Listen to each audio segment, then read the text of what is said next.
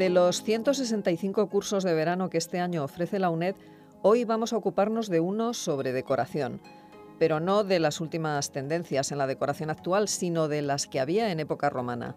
Ornata Aedificia, la decoración de los edificios en época romana. Este es el nombre del curso que va a celebrarse en el Barco de Ávila, una localidad en la provincia de Ávila, los días 22, 23 y 24 de julio.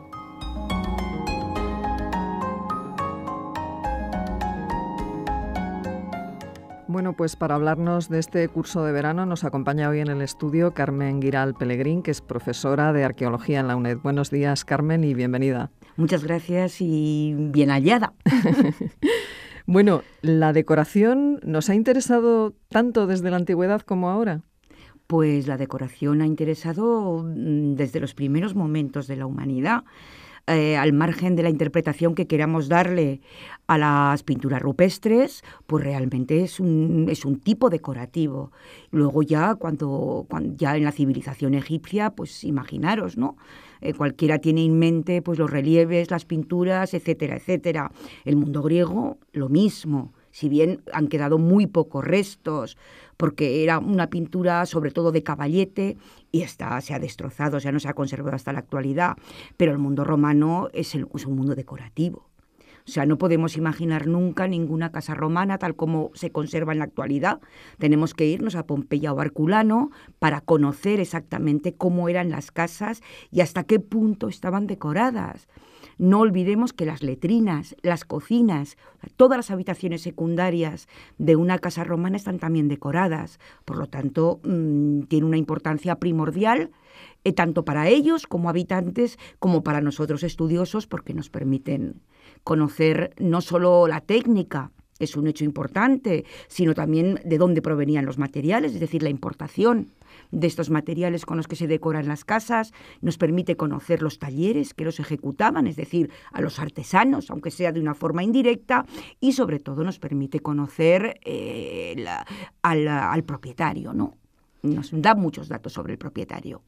Carmen, ¿por qué organizar un curso dedicado a la decoración en época romana? ¿Qué es lo que vamos a poder descubrir en este curso? ¿Las principales tendencias decorativas de la época? Pues vamos a conocer los distintos tipos decorativos de la época, porque la decoración en el mundo romano no es estática y cambia a lo largo de un siglo. Por poner un ejemplo, a lo largo del siglo I antes de Cristo y del siglo I después de Cristo se observa toda una grandísima evolución, tanto en mosaicos como en pinturas, como en revestimientos marmóreos. Por lo tanto, sí que vamos a conocer no el tipo decorativo, sino los tipos decorativos. Oye, Carmen, y como dicen ahora los cursis, ¿también en el caso romano tu casa es el reflejo de tu personalidad o más bien el de tu estatus social? Pues las dos cosas. Es el reflejo de tu personalidad porque el propietario de la casa tenía una gran influencia o tenía una gran capacidad de decisión para elegir cómo quería decorar su casa.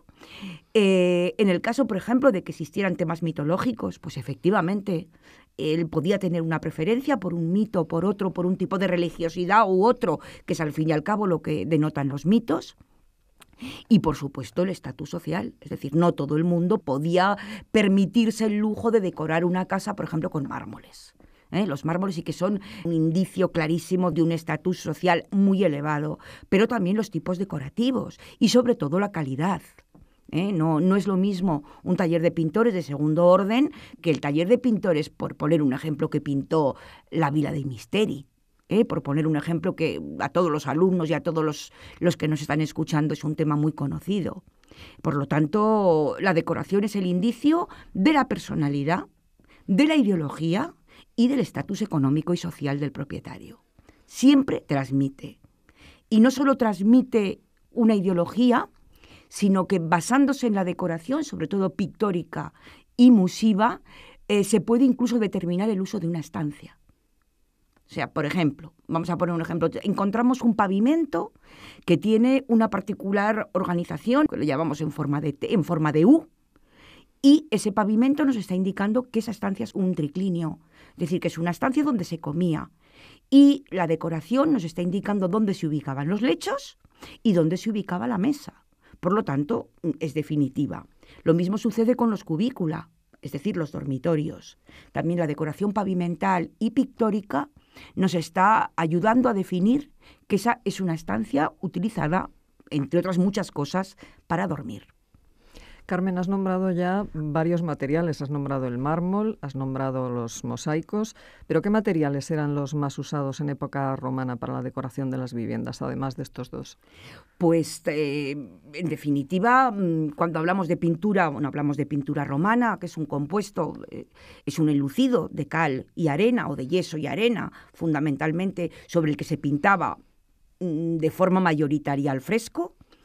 Los pavimentos tienen una gran variedad, es decir, no solamente contamos con los mosaicos, que es el pavimento que todos reconocemos, sino que también había otros pavimentos de peor calidad, como pueden ser los de materiales cerámicos o los de un mortero simplemente, y otros de muchísima mayor calidad, como son los opus, el opus sectile plasmado en el suelo. Es decir, la combinación normalmente con elementos geométricos de materiales marmóreos, que sería quizá la que podemos definir como más rica. O sea, la decoración, digamos, de más prestigio siempre acaba siendo el mármol. En este curso vais a analizar a lo largo de 3 días todos los materiales que se usan, ¿no?, en la decoración romana.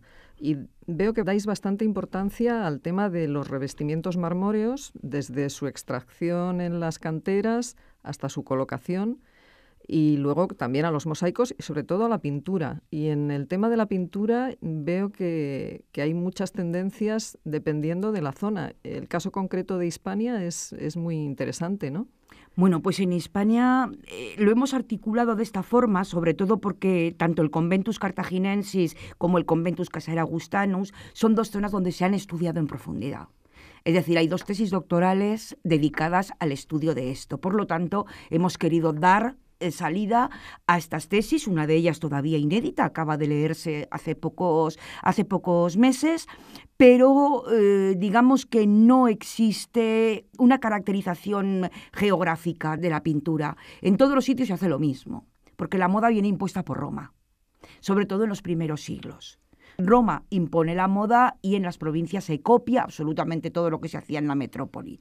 Es más, los primeros artesanos son artesanos que llegan de la península itálica. Luego ya a partir del siglo II sí que es verdad que detectamos ya algún taller propio hispano, pero que sigue recogiendo las modas de la península itálica. Por lo que se refiere a los pavimentos, son 2 las profesoras que van a hablar de este tema, es Pilar San Nicolás, profesora de la UNED, e Irene Mañas, también profesora de la UNED, y van a trabajar desde 2 puntos de vista. Uno, digamos, más técnico, que sería el plasmar cómo se hace un pavimento y cuáles son los tipos de pavimento, y otro mucho más concreto, otra conferencia, otro curso mucho más concreto, que son las claves para la interpretación funcional e iconológica. Es decir, de lo que acabo de hablar hace un poco, ¿no? Cómo los pavimentos nos pueden demostrar, si no tenemos la estructura, cuál es el uso de la estancia y, sobre todo, en algunos casos, tal como la profesora Irene Mañas ha estudiado, pueden incluso dirigirnos el trayecto que se recorre en una casa desde la entrada. Por lo que se refiere a los pavimentos, pues también son 2 profesoras, una de ellas de la UNED y otra de la Universidad de Murcia, y tenemos el mismo tipo de articulación. Las canteras, la técnica de extracción, de talla y de transporte, no olvidemos que muchos de los mármoles venían de fuera, de diversos puntos del Mediterráneo, desde África hasta toda la zona de Asia Menor y de Egipto también. Eso suponía todo un problema para transportar todos estos elementos marmóreos de gran peso en los barcos que recorrían el Mediterráneo, y es un comercio de gran importancia que hay que conocer bien para entender perfectamente cuál es el significado de que aparezcan en una casa o en un edificio público. ¿De acuerdo? Y la segunda conferencia pues nos va a hablar de la tipología, o sea, de qué se hace con estos mármoles, con estas placas de mármoles. Se revisten paredes y se revisten suelos. ¿Y qué tipo de iconografía nos revelan estos tipos de pavimentos? Carmen, me ha llamado la atención la última conferencia de este curso de verano en el que se habla de un caso en Sisapo de descoordinación decorativa. ¿Qué quiere decir esto? Bueno, pues esta conferencia, que va a ser impartida por la codirectora del curso, mi compañera, la profesora Mar Zarzalejos, Es curiosa desde dos puntos de vista que a los alumnos la verdad es que creo que les resultarán muy enriquecedores. Descoordinación decorativa significa que frente a unos pavimentos muy ricos tenemos unas pinturas parietales realmente pobres, prácticamente sin motivos decorativos, simplemente colores de fondo y líneas. En tanto en cuanto los pavimentos tienen una decoración absolutamente impresionante, con el uso de unas teselas de materiales vítreos muy caras, o sea, de un alto precio, lo que indica que cuidaron mucho la decoración del suelo y, frente a esto, descuidaron por completo la decoración parietal. Y además luego hay otro tema que la profesora Zarzalejos, como especialista además en minería romana, lo va a explicar, lo explicará mucho mejor que yo, que es la no aparición en las pinturas de Sisapo, ni siquiera en las más antiguas del siglo I, de cinabrio. ¿Por qué digo esto? Sisapo es la capital de cinabrio hispano. Era la ciudad que gestionaba toda la minería de cinabrio de la zona de Almadén, de toda la zona minera. Y sin embargo, en Sisapo no se utilizó jamás el cinabrio en las paredes. ¿Y a qué creéis que es debido esto? Pues bueno, esto es una forma de corroborar aquello que nos dicen las fuentes escritas. El cinabrio era un mineral cuya gestión la llevaba el emperador directamente, estaba gestionado por el Estado central, y el cinabrio salía de Hispania en bruto, sin refinar, llegaba a Roma, se refinaba y desde ahí se volvía a redistribuir. Entonces, lógicamente, esto corrobora la ausencia de cinabrio en todas las pinturas, y tenemos un buen lote de pinturas sisaponenses, indica que efectivamente las fuentes tienen razón. No se utilizaba el cinabrio en el lugar donde se explotaban las minas porque era monopolio imperial. Realmente, a través de la decoración podemos descubrir cuestiones económicas, como por en este supuesto, caso. Por supuesto. Tenemos muy claro, por ejemplo, en el tema de la pintura, Plinio, el gran autor Plinio, en su obra Naturalis Historia, nos explica clarísimamente cuál es el precio de los distintos pigmentos. Y hay pigmentos carísimos, como el cinabrio, que es el pigmento más caro de cuantos existen y el que tenía más problemas de su aplicación a la pared, porque ennegrece con la humedad y con el calor solar. Entonces hay que tener mucho cuidado en cómo se aplica y en cómo se expone. El azul egipcio, que a pesar de su nombre no provenía de egipcios, sino que se podía realizar en hornos en las diversas zonas, pero también es un pigmento muy caro, y la conjunción de estos dos pigmentos indica un estatus económico muy alto del propietario, porque además Plinio nos indica que si bien todo el resto de pigmentos, pues los ocres, los verdes, los amarillos, los negros, los blancos, iban incluidos en el precio que el taller ofrecía al propietario, si tú querías utilizar cinabrio, lo pagabas aparte. O sea, quiero decir que todo esto está escrito en las fuentes y, por supuesto, es una fuente de primerísimo orden para conocer aspectos económicos, sociales e ideológicos del propietario. Por supuesto que sí. Carmen Guiral, estamos deseando que llegue julio para acudir a este curso de verano.